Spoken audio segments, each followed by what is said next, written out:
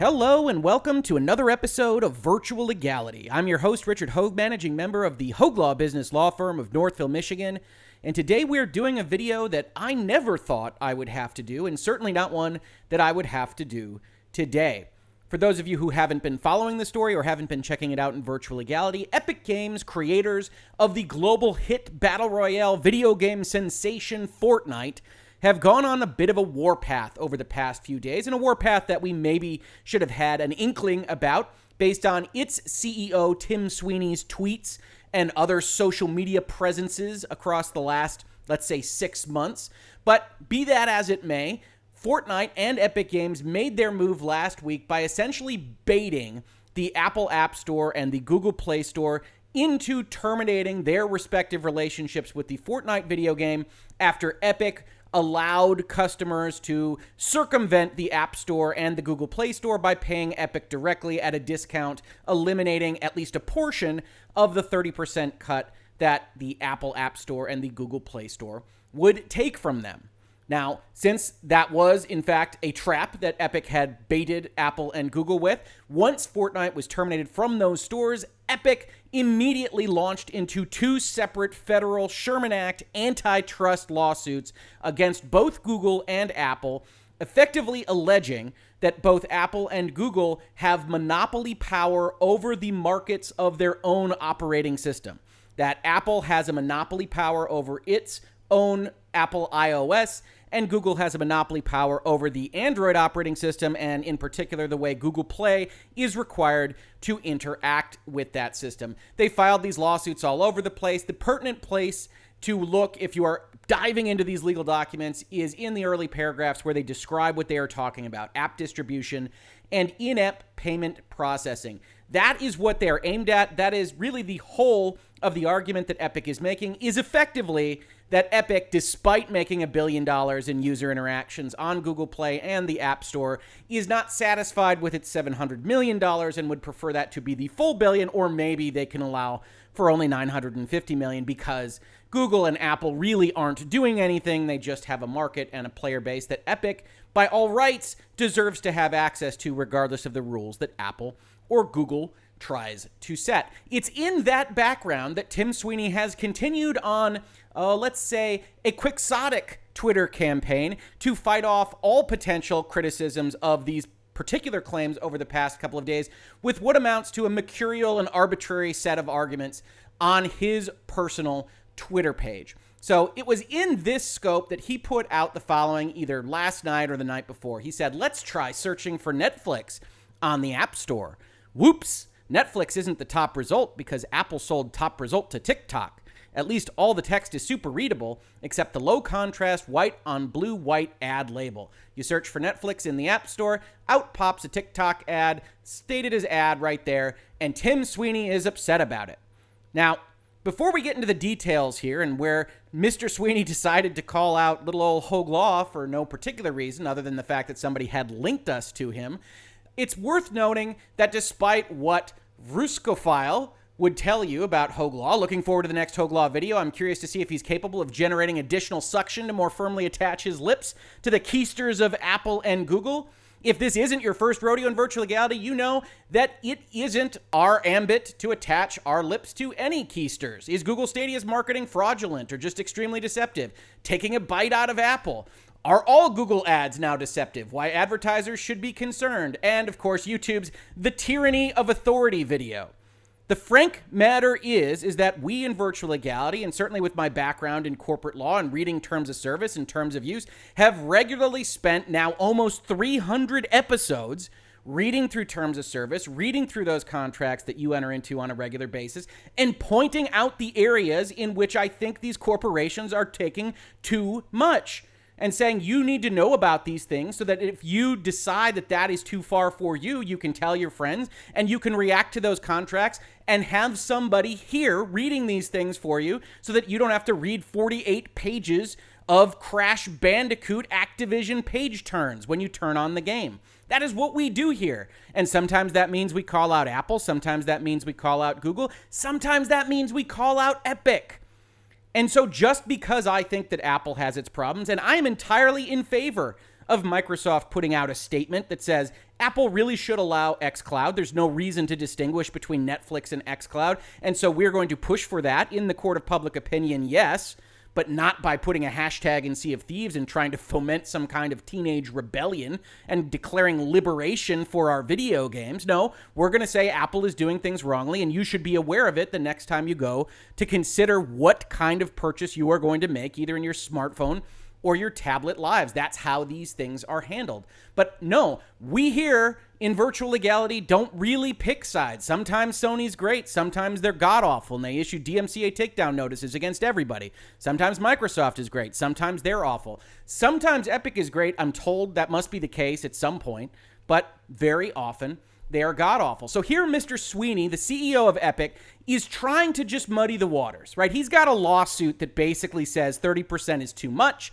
I don't want to pay that money to Apple. I don't want to pay that money to Google. You should think badly about those companies. They are trying to hurt you. We are going to go on a crusade. Join us in that crusade. And so that is what he is doing on Twitter basically every day at this point. So this was just another kind of plank in him trying to build up that foundation for this argument. Look, they sell ads at the top of their search engine.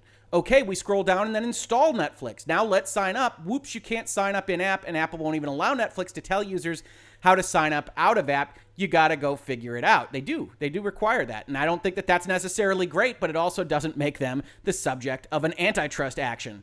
Back to TikTok. Let's try searching for that. Whoops, Apple punked TikTok. And then the App Store doesn't store Fortnite. Google Play doesn't play Fortnite. This is the broken state of mobile platforms in 2020. To which I said, that's interesting, right? Epic is constantly selling things. They have all sorts of products, most predominantly Fortnite and the Unreal Engine. I wonder if Epic is in the business of helping to financially support this kind of activity. So lo and behold, I went and I searched for Unity Engine. Just a normal phrase, and a lot of people come into my comments and say that's not the name of their engine, it's just Unity, and that's fine. My point in making this particular search, which you can see, is answered by Google in their search engine with a first advertisement position of Unreal Engine, the Epic Games product, was, okay, Tim, so just to be clear, it's bad when a company buys up ad space using competitor search keywords. Right?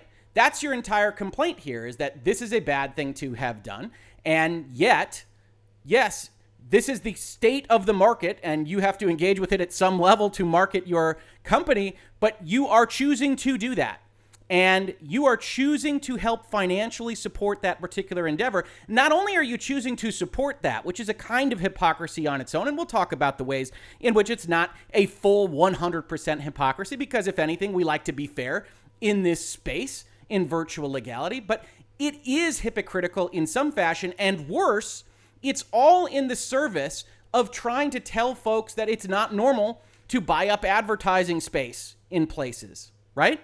The Apple App Store is a store. The iOS is a little country that Apple built, that they asked everybody to come visit, that they sold tickets to with the sale of their iPhones, and they said, come visit us, and you can potentially buy some space here to advertise if you'd like. And Apple says, we will even sell space on search. Now, don't get me wrong. If you don't like that, I don't blame you. I don't love having advertisements be a function of a search engine in a store. You want to say that's not a great idea, as Tim Sweeney does here, totally fine. But let's not pretend that you, if you're Tim Sweeney in Epic Games, aren't a part of the process.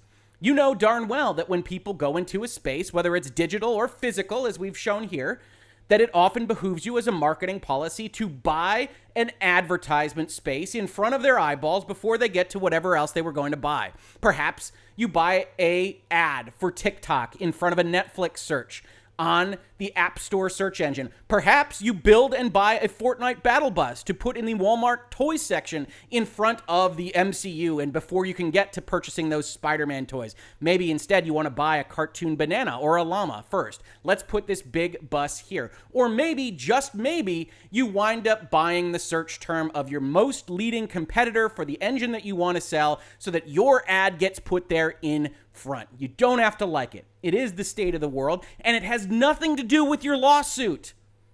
As I said in my own retweet, come on, Tim. You know damn well that it's legal to sell advertising space in search functionality and even to buy ads with competitor keywords. After all, you personally support that practice when it suits you. And indeed, Epic Games does. They pay to support a practice which apparently is so abhorrent that Apple should be deemed evil, that Google should be deemed evil. And in fact, the ultimate response that we get here, because somebody named Flamingo Digital Games on Cocaine, I can't beat Twitter names, can I? Decided to link my tweet to his and retweet it saying the Epic Games Paradox, which Mr. Sweeney then responded to, and so many people DM'd me on, that I decided to do this video. He said the following. There's a common refrain of those that don't really want to grapple with systemic change, but instead want to cast themselves as the hero in whatever story they're portraying themselves in. I'm fighting Apple policies while tweeting on an iPhone. Don't hate the players, hate the game. Apple made a storefront where developers have to bid against each other for searches for our own brands while blocking other stores from competing with them, all to protect consumers. So many things here, right? So the very first thing you have is an abdication of responsibility. You say, okay, let's say we all agree that this is a bad thing. Let's say we all agree that search engines selling advertising space to competitors and being allowed to use competitor keywords, that TikTok can put in the keywords that it wants to sell on the word Netflix, that's something that's bad, that's wrong, that's unethical, that should go away. The fact that you do it anyway, that you put money in Google's pocket and probably many other search engine pockets, because I can't possibly know all the advertising materials that you have out there in the world, Unreal or Epic Games, that you put money in their pockets and say, look, don't hate the players, I have to play in this evil game, is an abdication of your responsibility to help perpetuating it. You don't have to agree. And you can say, you know what, Rick, that is true. I think it's a necessary evil, and I wish I didn't have to do it. Which maybe you want to read. You want to give Mr. Sweeney the benefit of the doubt here and say, you know, that's essentially what he's saying, Rick. If that's your position, that's okay. A lot of people want to side with Epic on this. A lot of people want to side against Apple and Google on this. One thing you will never hear from me in this space, regardless of how adamant I can be in my positions, is that reasonable minds arguing for legal premises and looking at analysis on a legal basis are not welcome. You are absolutely allowed to disagree with me. I think that you are wrong, but I don't think that makes you a bad person or dumb or any other ad hominem attack that you might hear on the internet. Separately, I think that Mr. Sweeney here is very wrong and he knows it. So the very next thing that he does is that he moves to push this into that kind of liberation philosophy, that this is a crusade, this is a holy war against the evils of Apple and Google. They made a storefront where developers have to bid against each other, what we might call a market, for searches for our own brands, while blocking other stores from competing with them, all to protect customers. You see the conflation of the 2 points right there, right? I think if you asked Apple right now, they wouldn't say that they sold space to TikTok on a Netflix search to protect any customers. They sold that space because in some reasonable fashion, they have a good or service that has a value that they are willing to sell and that third parties are willing to buy on the normal free exchange of resources between those two parties. And note the word free there. We're going to come back to it. And that is why they sold it. It's not to protect customers. It's because there was a billboard space available and they sold that billboard space. Much like Epic is in the business of getting people and eyeballs into their storefront by purchasing marketing space. Do you think that Troy Total War was free for Epic? Do you think that Sega just decided to release it for free and Epic didn't pay them anything when it was released, by the way, on the very same day that they decided to launch 2 giant federal lawsuits?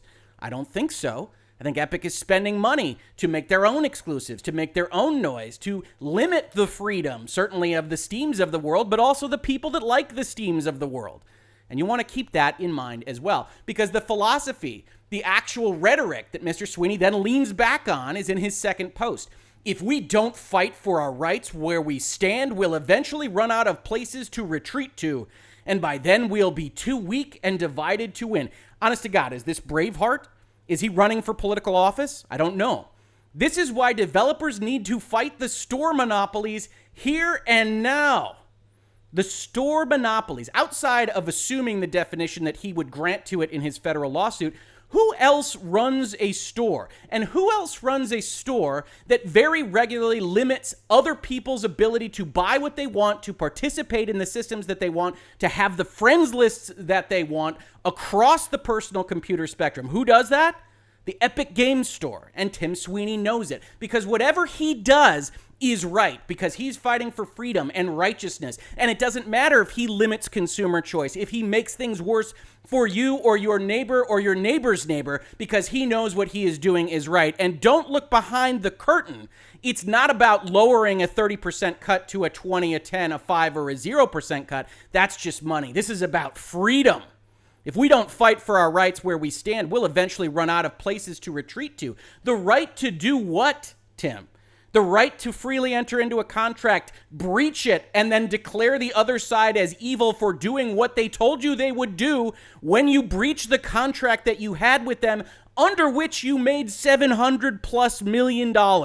Yes, they are the great evil for creating a product that, as you say in your own lawsuit, is loved and purchased by more than 1 billion people, that you have a right to get into that market, because to limit that right is to limit your personal freedom for not having built that market at all, but because you want to, and because you want more money from that market. Let's be honest here.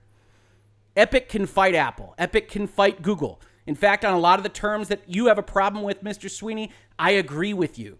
I think Apple's doing some bad stuff with respect to their streaming checks. I think they're doing some bad stuff with their terms and conditions. And I think you have every right to say those terms and conditions are unfair. I don't like them. Let's try to get them changed. Let's exert pressure.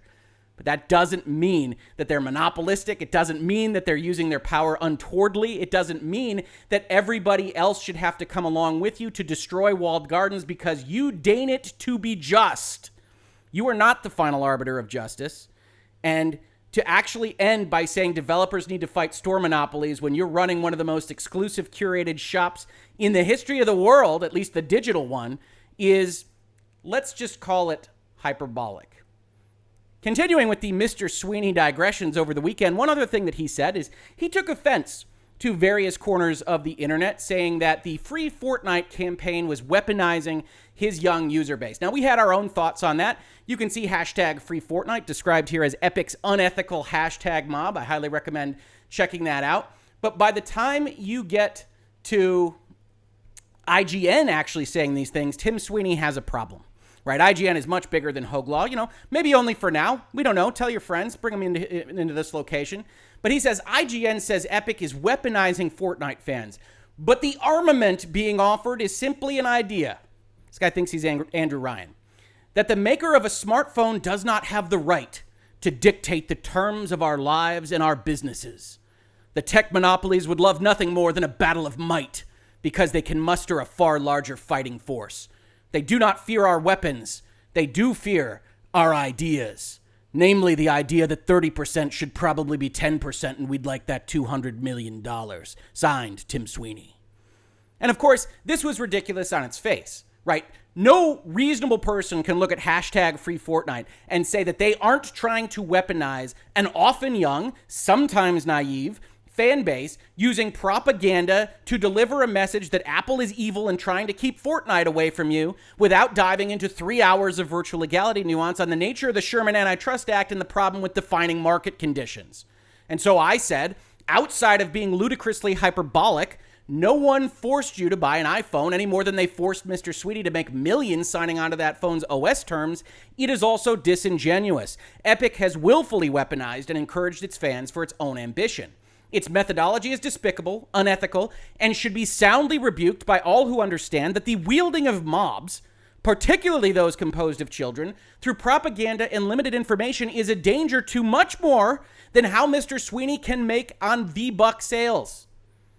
Look, we've talked about outrage mobs in this space. We've talked about the growing influence of little tiny niches and sects in various journalistic outlets and problems with news and editorializing on what should be fairly informational documents. It's one of the things we do in this space is to break down the editorializing and the paraphrasing so that you can help read between the lines and better make an understanding and a case for yourself Not Rick Hoeg's case, not Hoeg Law's case, not virtual legality's case, but to hopefully get a critical reading eye and critical thinking that you can apply to every article. And if you want to use that to disagree with me, you're more than welcome to do so. But to simply say free Fortnite, Epic Games is defying a monopoly, and in retaliation, Apple blocked Fortnite from 1 billion devices, joined the fight to stop 2020 from becoming 1984, is a messianic complex of such rampant self-aggrandizement that it almost goes beyond the pale. That is unexpected even for the CEO of a tech conglomerate. We're talking about a Neil Stephenson villain at this point. You half expect him to break out into a James Bond cat petting. And I finish by saying you can agree or disagree with Epic. We always do that in this space. On that, reasonable minds can differ. But Fortnite does indeed need to be freed from propaganda, from manipulation, and from the politicization of its young fan base for its owner's own corporate ends. Free Fortnite. Let it be a game. Let it be something for teens and kids to hang out with and practice dance moves on. Let them be cartoon bananas without dealing with your corporate BS. Let them have that product, or soon you might have a different problem than Apple and Google, because if parents start to think that you can put any idea, any concept, any corporate message into their children's minds, you are going to see some pushback. Because it doesn't take a lot of thought to think, oh, suddenly Fortnite is pushing for Trump. Suddenly Fortnite is pushing for Biden. Suddenly Fortnite is pushing for China. If you can deliver messages like this, it is not a long leap to start worrying about those things. And it's something that Tim Sweeney should be much more well aware of, and not just fighting against the IGNs of the world to say nothing is being weaponized here. We just offered an idea. Like we're Leonardo DiCaprio in Inception. It was just an idea. But like Leonardo DiCaprio in Inception, that idea might become a suicidal one if this continues on for Fortnite. Finally, he wound up saying, at the most basic level, we are fighting for the freedom of people who brought smartphones to install apps from sources of their choosing, the freedom for creators of apps to distribute them as they choose, and the freedom of both groups to do business correctly. Now, as a fundamental issue, I got no problem with freedoms. You know, we are all for the freedom of contract in this space. That's how we do business. That's what commercial and corporate law really is. But you'll note what isn't included in this list of freedoms, right? The freedom of the creator of a piece of hardware, a phone, a tablet, something else, to say, we created this thing. We want you to be involved, but you have to sign on to our terms, that this is the deal for how the product is to be sold, how an iPhone is to be sold, how an Android is to be sold. That's a freedom. They have the freedom to make that contract. Epic has the freedom to sign or decline to sign it. And all they've really said in their lawsuit is, well, you guys got too many people that love your product, so you can't make the terms that you have set and that you've kept for as long as I can remember in these two spaces. That now suddenly, despite the fact that they've been the same this entire time, they are suddenly monopolistic because you're just too popular. And that's not the way the Sherman Act has ever been read. That's not the way monopoly power is ever interpreted. You can have a monopoly in the United States. You just can't use that power in an anti-competitive way. It's one of the reasons I think they make some good points about Google and how they are actually treating third parties with respect to the licensure of their OS, but they don't have that same argument against Apple. And in neither respect are they really fighting for freedom. Certainly not Epic's. Epic had the freedom to not sign that contract. They wanted the $700 million. Epic had the freedom to walk away instead of deliberately breach the contract and foist a lawsuit on Apple and Google. They had plenty of freedom. What they didn't have the freedom to do was blatantly breach the contract and accept Apple and Google to say, yeah, okay, I mean, that's a blatant breach, but we understand. Good on you, Epic Games.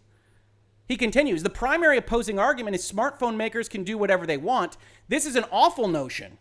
We all have rights, and we need to fight to defend our rights against whoever would deny them. Let me ask you a question, Tim. Did someone force you to buy an Apple iPhone? Did you lose your rights by buying that iPhone? Did Apple put you in prison or Apple jail? No, I don't think that they did. They didn't deny you any rights either. You had the right to purchase that product, the right to purchase a separate product, the right to develop your own product. Tim, you're going to lose a fortune in this lawsuit, and you could have built an Epic iPhone compatible whatever in half the price that you're going to pay in preening on Twitter and in federal whatever. So when you look at these kinds of things, when you look at these arguments, understand what this is. I don't know whether this is an ego play. I don't know Tim Sweeney from Adam.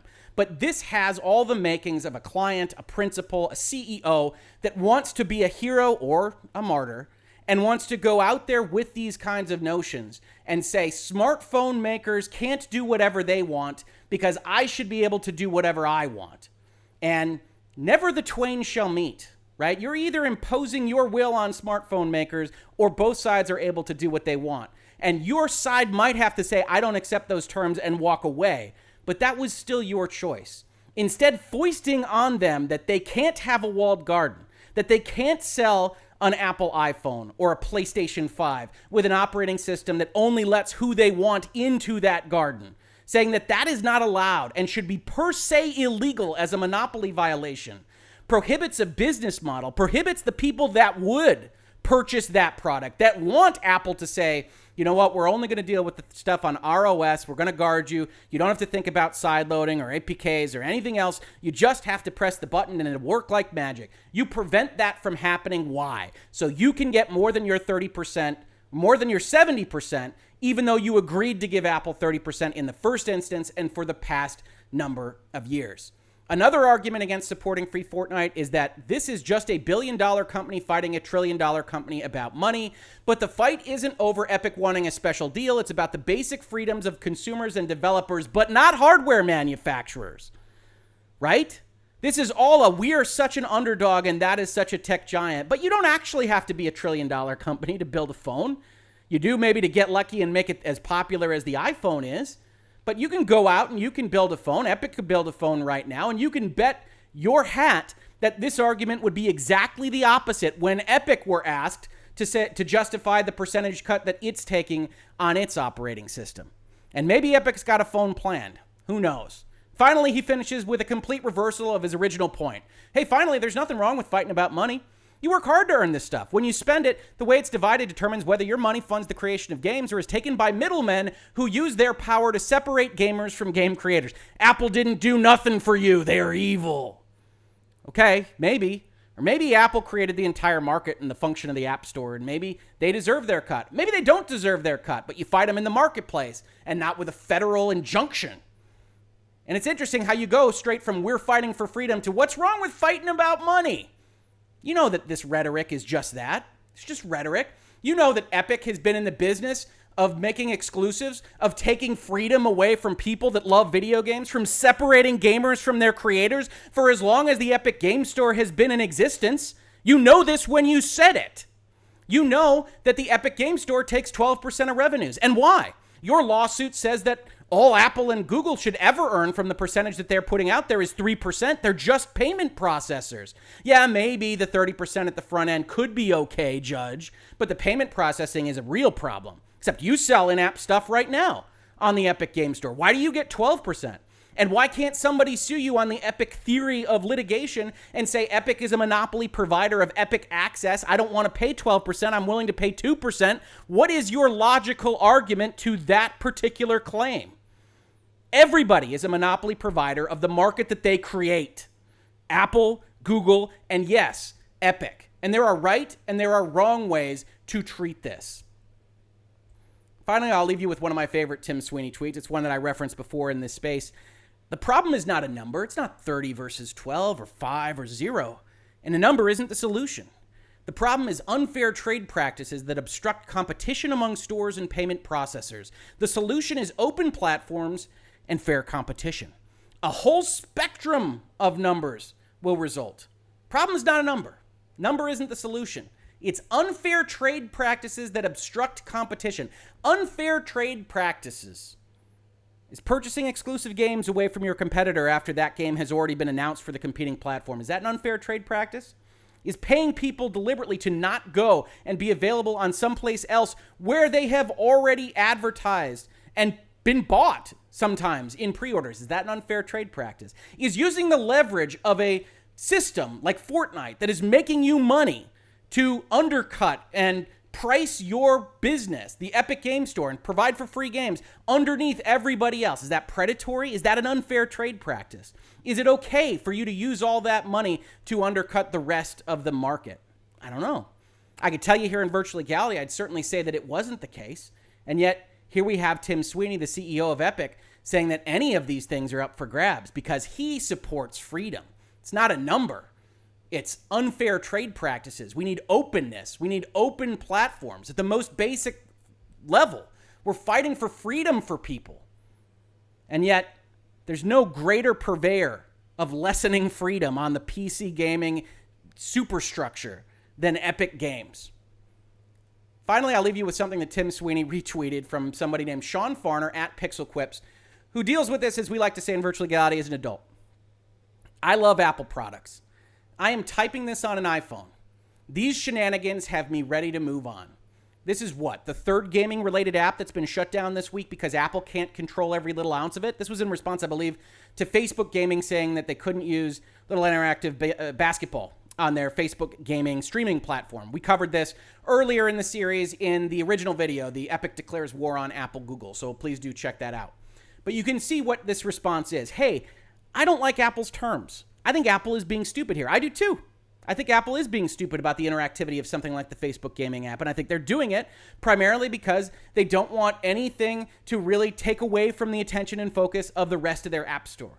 And so I think they're doing this in a draconian way. I don't think it's a great look for them. I don't think it's a great decision by them.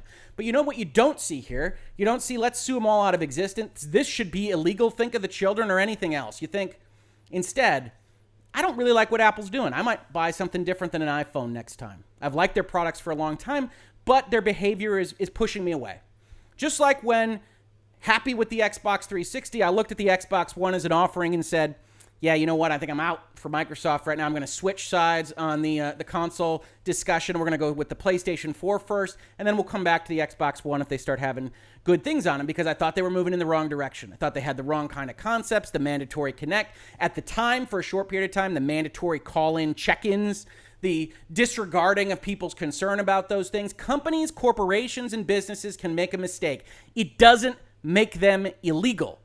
And that is the fundamental crux, if you take nothing else away from this video, that I would impart to you, is that I have no love for a lot of Apple's policies, a lot of Google's policies, Facebook, Twitch, Twitter's policies. I have no love for a lot of them, and I would seek to have them changed. But there is a right way and a wrong way to do that. And in my opinion, Epic is by far taking the wrong way and trying to muddy the waters, confuse the issue, and call out everyone that would possibly seek to call them out for that particular behavior.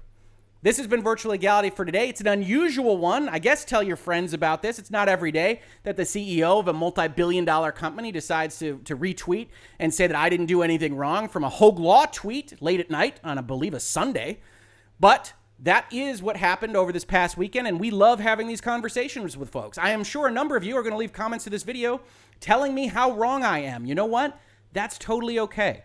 Love having those conversations with people. Love discussing those topics with people. If you want to tell me how wrong I am, leave that comment. Absolutely. Leave a downvote if you're so inclined. We certainly don't like those, but we understand it when sometimes the topic or the subject matter of a video is something that you just didn't enjoy. Otherwise, leave those likes, subscribe to the channel, tell people that we are here having these discussions. If you know Tim Sweeney personally, tell him that we are a perfectly reasonable forum in which to talk. We do not bite. We are happy to have this conversation with him live or otherwise on a recorded message here in Virtual Legality. Let him get his piece out. Have a discussion about the lawsuit that they have chosen to bring, my problems with it, why he thinks that the lawsuit defeats those problems. Happy to have that conversation.